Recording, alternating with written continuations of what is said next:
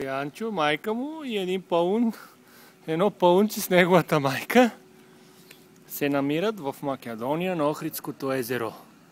В манастира Свети Наум.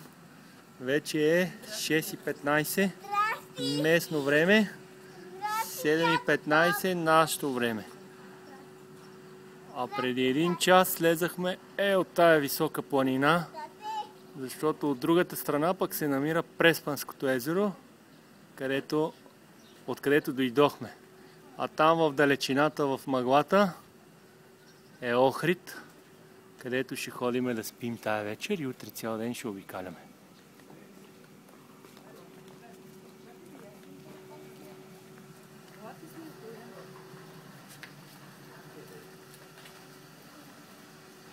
Ето там е входа на манастира и мама паунка с бебе паунче сега ще излизат.